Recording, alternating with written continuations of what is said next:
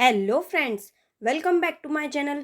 Friends, पिछली video के अंदर हमने बात की थी कुकीज़ और सेशन के बारे में, जिसके अंदर हमने डिस्कस किया था ये किस तरीके से वर्क करते हैं और इन दोनों के बीच का डिफरेंस क्या है। सो फ्रेंड्स, अगर अभी तक आपने मेरी पिछली वाली वीडियो नहीं देखी है तो पहले जाकर के उस वीडियो को ज़रूर देख लीजिए। और अगर अभी तक आपने मेरे चैनल को सब्सक्राइब नहीं किया है तो प्लीज़ सब्सक्राइब कर दीजिए और वीडियोज़ को लाइक और शेयर करना ना भूलें। आज की वीडियो के अंदर हम बात करने वाले मालवेयर्स के बारे में और डिफरेंट टाइप के हम मालवेयर्स को देखने वाले हैं।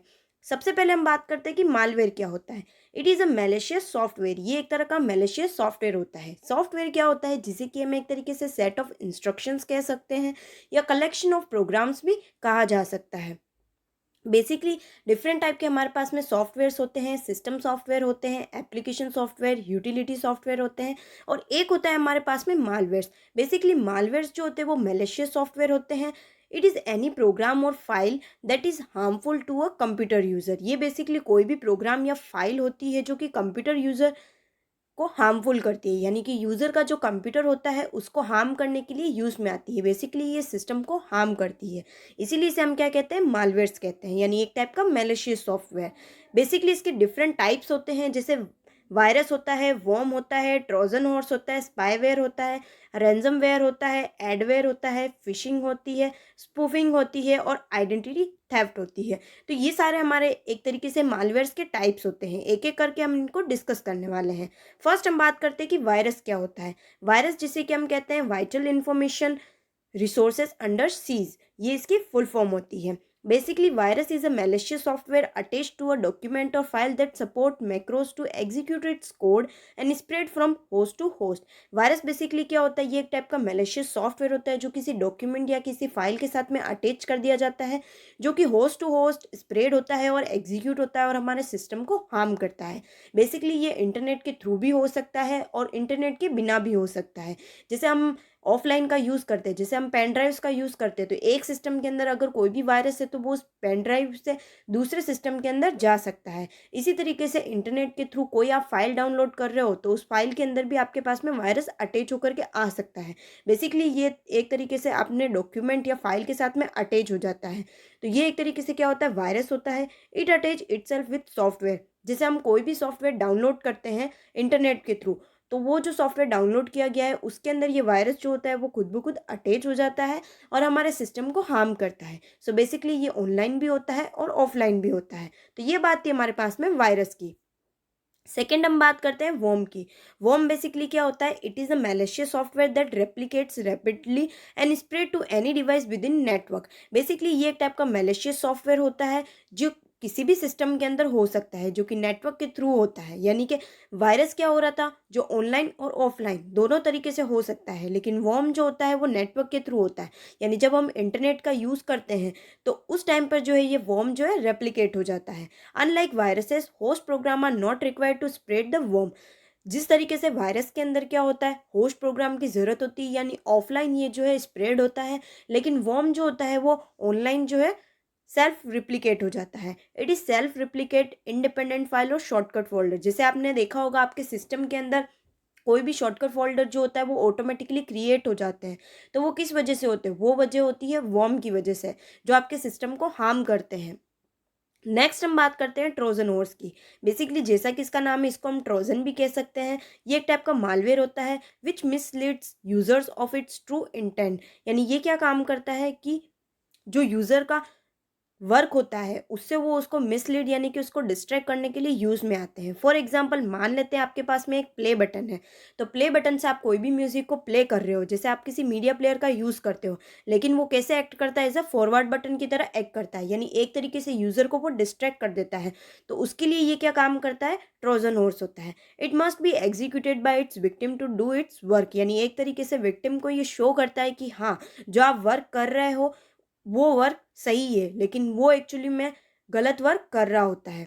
It usually arrive via email और are pushed on users when they visit infected website. ये हमारे ईमेल के थ्रू भी आ सकते हैं या फिर कोई भी हम ऐसी वेबसाइट्स पर विजिट करते हैं तो उसकी वजह से भी ट्रोजन हॉर्स की प्रॉब्लम क्रिएट हो सकती है।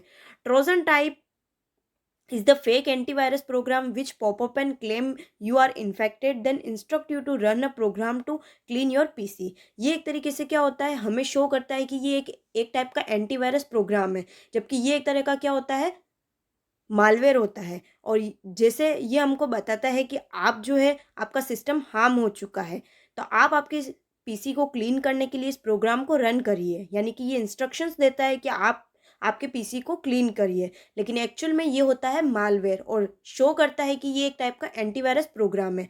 जैसे ही आप उसको क्लीन करना चालू कर देते हो तो ये ट्रोजन हॉर्स जो आपके सिस्टम को हार्म करता है, आपके जितने भी सिस्टम की फाइल्स होती हैं उनको एक्सेस कर सकता है और उनसे आपको डिस्ट्रैक्ट कर सकता है। तो ये बात थी हमारे पास में ट्रोजन हॉर्स की।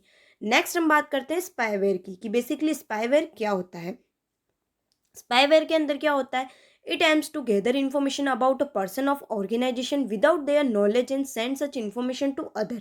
एक तरीके से हम मान लेते हैं कोई हमारे पास में ए यूज़र है और दूसरा हमारे पास में बी यूज़र है, तो ये बी यूज़र जो होता है वो क्या काम करता है, ए की जितनी भी इन्फॉर्मेशन होती है वो इससे कलेक्ट कर लेता है और उस इन्फॉर्मेशन को जो है एक तरीके से सी को प्रोवाइड कर देता है। एक तरीके से बी जो है वो क्या कर रहा है, इसकी जितनी भी इन्फॉर्मेशन है उसको चोरी कर रहा है, किसकी, ए की जितनी भी इन्फॉर्मेशन है उसको चोरी कर रहा है और वो सी को दे रहा है। तो एक तरीके से एक पर्सन के बारे में जितनी भी इन्फॉर्मेशन है वो कलेक्ट करेगा बिना उसके नॉलेज के, यानी उस ए पर्सन को ये पता नहीं होता है कि उसकी इन्फॉर्मेशन कलेक्ट की जा रही है और उस इन्फॉर्मेशन को दूसरे पर्सन जैसे सी को जो है प्रोवाइड कर देता है। किसके थ्रू ये प्रोवाइड किया जाता है, बी जो कि अनऑथराइज्ड यूजर होता है।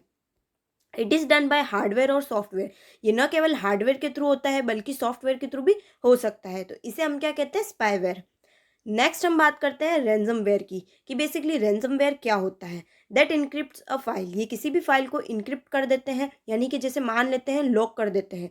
The attacker then demand a ransom payment to solve this problem, और उसके बाद में ये जो अटैकर होता है वो इस प्रॉब्लम को सॉल्व करने के लिए पेमेंट मांगता है। मान लेते हैं हमारे पास में कोई भी ए जो है एक डिवाइस है, इस डिवाइस को अनऑथराइज यूज़र है, इस अनऑथराइज यूज़र ने इसको हार्म किया, यानी इसकी जितनी भी फाइल से मान लेते हैं उनको लॉक कर दिया है और वो जो है अनलॉक नहीं होती है। तो ये जो पर्सन होता है, ए पर्सन जो कि सिस्टम को यूज़ में ले रहा है, तो ये जो अनऑथराइज यूज़र होता है उससे ये पैसे मांगता है, यानी कि पेमेंट की डिमांड करता है कि अगर आपने ये पैसे दे दिए तो आपकी ये प्रॉब्लम सॉल्व हो जाएगी और आपकी जितनी भी फाइल्स लॉक की हुई है वो अनलॉक हो जाएगी।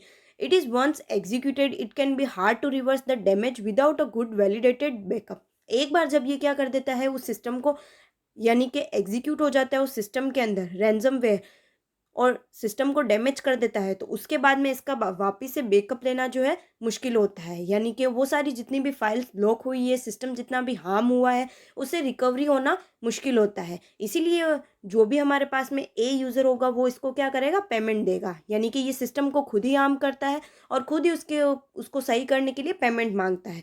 तो ये बात है हमारे पास में रैंसमवेयर की। नेक्स्ट हम बात करते हैं फिशिंग की, कि बेसिकली फिशिंग क्या होती है। इसके अंदर क्या चीज़ होती है, fraudulent attempt to obtain sensitive information such as username, password and credit card detail by distinguishing oneself as a trustworthy entity in an electronic communication. मान लेते हैं आप कोई भी इलेक्ट्रॉनिक यानी कि आपके फ़ोन के ऊपर वर्क कर रहे हो, तो फिशिंग के अंदर क्या होता है, कोई भी अनऑथराइज यूज़र होता है वो उस पर्सन की जितनी भी सेंसिटिव इन्फॉर्मेशन होती है, जैसे कोई भी यूज़र नेम हो गया, उसके पासवर्ड हो गया, उसका क्रेडिट कार्ड हो गया, जैसे एटीएम के पिन हो गए, तो वो जितनी भी उसकी सेंसिटिव इन्फॉर्मेशन होती है, उसके अकाउंट से रिलेटेड जितनी भी डिटेल्स होती है, वो एक तरीके से क्या कर देता है, उसको ऑब्टेन कर लेता है। जैसा कि आप इस डायग्राम के अंदर देख सकते हैं कि एक अनऑथराइज यूज़र है, ये अनऑथराइज यूज़र किसी भी यूज़र की जो है जितनी भी सेंसिटिव इन्फॉर्मेशन है उसको ले लेता है और उसके बाद में जो है उसका मिसयूज़ करता है। तो ये चीज़ क्या कहलाती है, फिशिंग कहलाती है। ये बेसिकली इस तरीके से भी हो सकती है कि कोई आपको मैलिशियस ईमेल सेंड करता है और आप उन ईमेल्स को, जैसे मान लेते हैं आपको बोला गया है कि आपको इतने रुपए में ये फ़ोन मिल रहा है, मान लेते हैं आपको 1000 रुपये में जो है आईफोन मिल रहा है, तो आप क्या करते हो, उस लिंक के ऊपर क्लिक कर लेते हो। जैसे ही आप उसके अंदर आपकी इन्फॉर्मेशन डालते हो तो आपका पूरा अकाउंट जो है उसके अंदर जितने भी पैसे होते हैं वो चुरा लिए जाते हैं। तो ये चीज़ होती है एक तरीके से फिशिंग का एग्जाम्पल होता है जिसके अंदर कोई भी सेंसिटिव इन्फॉर्मेशन को चुरा लिया जाता है। नेक्स्ट हम बात करते हैं स्पूफिंग की। स्पूफिंग क्या होता है? It is a attack is a situation in which a person or program successfully identifies as another by falsifying data to gain an illegitimate advantage। इसके अंदर क्या होता है, मान लेते हैं आप किसी से कॉल पर बात कर रहे हो, तो कॉल पर आपको लगता है कि आप ए जो है वो बी से कॉल पर बात कर रहा है, तो ए को लगता है कि वो बी से कॉल पर बात कर रहा है, लेकिन बीच में जो है सी जो कि अनऑथराइज यूज़र होता है वो उससे बात कर रहा होता है बिकॉज ऑफ स्पूफिंग की वजह से। तो ए को तो यही लगता है कि वो बी से बात कर रहा है, लेकिन एक्चुअल में वो बात कर रहा होता है सी से। इसी तरीके से आप ईमेल सेंड करते हो, तो आपको लगता है कि ए जो है वो बी को ईमेल सेंड कर रहा है, लेकिन एक्चुअल में वो सी को ईमेल सेंड कर रहा होता है। तो ये एक तरीके से स्पूफिंग कहलाती है, जो कि ईमेल के थ्रू भी होती है, कॉलिंग के थ्रू भी होती है और आईपी स्पूफिंग भी होती है। यानी एक ऐसी सिचुएशन होती है जिसके अंदर उस पर्सन को फॉल्स डेटा जो है वो आइडेंटिफाई किया जाता है। ठीक है, नेक्स्ट हम बात करते हैं आइडेंटिटी थेफ्ट की। जैसा कि इसका नाम है, it is a crime of obtaining the personal और financial information of another person for sole purpose of assuming that person's name और आइडेंटिटी टू मेक ट्रांजेक्शन्स और परचेसेस। जैसे पासवर्ड थेफ्ट।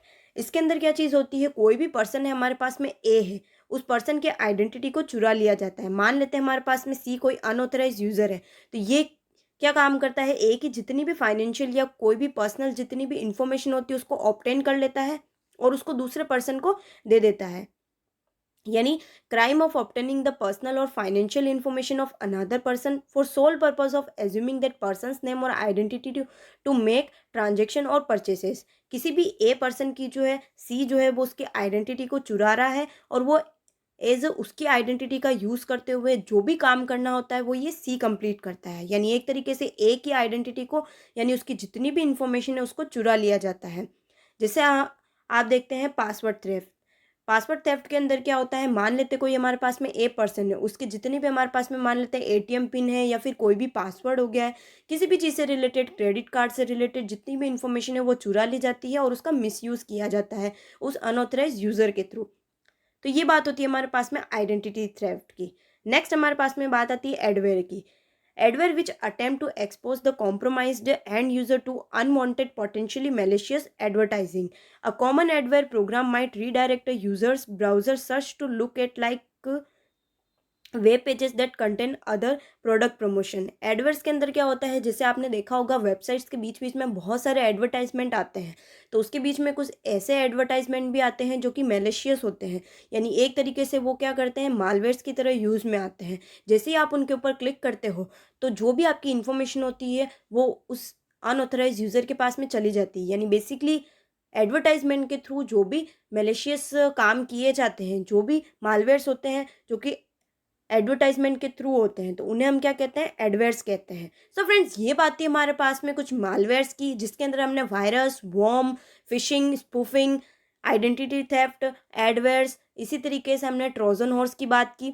डिफरेंट टाइप के हमने ये सारे जितने भी मालवेयर्स थे उनके बारे में डिस्कस कर लिया है। सो फ्रेंड्स, आज के लिए यहीं तक।